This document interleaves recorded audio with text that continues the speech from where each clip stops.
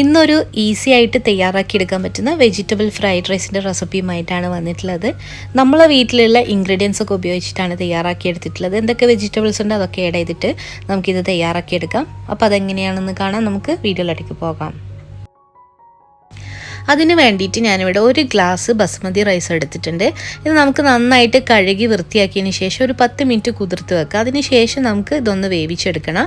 അപ്പോൾ ഞാൻ വെള്ളത്തിലേക്ക് കുറച്ച് സ്പൈസസ് ഒക്കെ ഇട്ട് കൊടുത്തിട്ടുണ്ട്. ആവശ്യത്തിന് ഉപ്പും കുറച്ച് ഓയിലൊക്കെ ഒഴിച്ച് കൊടുത്തിട്ട് നമുക്ക് ഈ ഒരു അരി ഇട്ട് കൊടുക്കാം.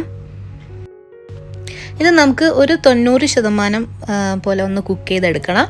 അപ്പോൾ ഇത് നമുക്കതിന് ശേഷം നമ്മൾ ഇതൊന്ന് ഒരു അരിപ്പയിലിട്ടിട്ട് ഇതിൻ്റെ വെള്ളമൊക്കെ കളഞ്ഞിട്ട് ഒന്ന് ഊറ്റിയെടുക്കണം കേട്ടോ. അതായത് ഇതുപോലെ ആക്കിയെടുക്കണം. ഇനി ഇതൊരു സൈഡിലേക്ക് മാറ്റി വെക്കുക. ഇനി നമുക്കിതിലേക്കുള്ള വെജിറ്റബിൾസൊക്കെ ഒന്ന് വഴറ്റിയെടുക്കാം. അപ്പോൾ ഞാനൊരു പാനിലേക്ക് ആദ്യം തന്നെ കുറച്ച് ഓയിൽ ഒഴിച്ച് കൊടുത്തിട്ടുണ്ട്. എന്നിട്ട് ഇതുപോലെ വെളുത്തുള്ളി ചേർത്ത് കൊടുക്കുന്നുണ്ട്. ഒരു 4 അല്ലിയോളം വെളുത്തുള്ളിയാണ് ആദ്യം ചേർത്ത് കൊടുക്കുന്നത്. ചെറുതായിട്ട് ഇതുപോലെ ഇങ്ങനെ ഒന്ന് കട്ട് ചെയ്തിട്ട് ചേർത്ത് കൊടുക്കാം. ഇതൊന്ന് നന്നായിട്ടൊന്ന് വഴറ്റിയെടുക്കണം കേട്ടോ.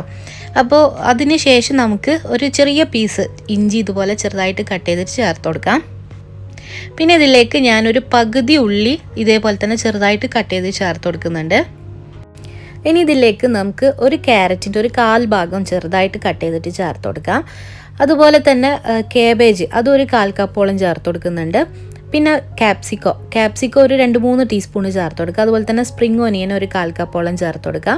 പിന്നെ ആവശ്യത്തിനൊക്കെ ഉപ്പ് ചേർത്ത് കൊടുത്തിട്ട് നമുക്കിതൊന്നങ്ങ് വഴറ്റിയെടുക്കണം. അപ്പോൾ ഒരുപാട് വെജിറ്റബിൾസ് ആയി പോകണ്ട കേട്ടോ. അപ്പോൾ എല്ലാം കൂടെ ചേർത്ത് കൊടുക്കുമ്പോൾ ഒരുപാടായി പോകും. അപ്പോൾ എല്ലാം കുറച്ചായിട്ട് ചേർത്ത് കൊടുക്കാം. പിന്നെ ഇതിലേക്ക് നമുക്ക് ഗ്രീൻ പീസും കൂടെ ചേർത്ത് കൊടുക്കണം. അപ്പോൾ ഞാനിത് ഫ്രോസൺ ആണ് കേട്ടോ ചേർത്ത് കൊടുക്കുന്നത്.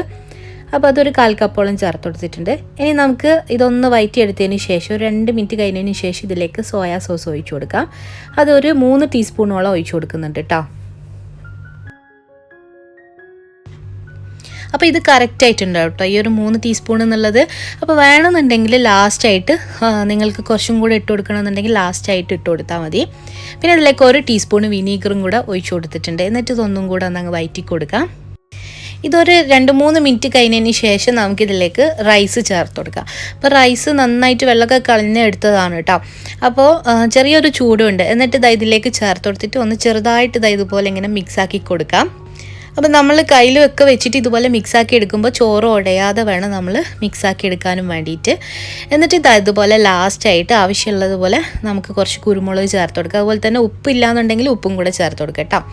എന്നിട്ട് ഇതൊന്നും കൂടെ അങ്ങ് മിക്സാക്കിയതിന് ശേഷം നമുക്ക് വേറൊരു പ്ലേറ്റിലേക്ക് മാറ്റി കൊടുക്കാം. അപ്പോൾ ഇതാ നല്ല വെജിറ്റബിൾ ഫ്രൈഡ് റൈസ് ഇവിടെ റെഡി ആയിട്ടുണ്ട്. നല്ല ഈസി ആയിട്ട് ചെയ്തെടുക്കാൻ പറ്റുന്ന ഒരു റെസിപ്പി തന്നെയാണ്. തീർച്ചയായിട്ടും എല്ലാവരും ഒന്ന് ട്രൈ ചെയ്ത് നോക്കുക. ഇൻഷാ അല്ലാഹ് നല്ലൊരു റെസിപ്പിയുമായിട്ട് പെട്ടെന്ന് തന്നെ കാണാം. താങ്ക്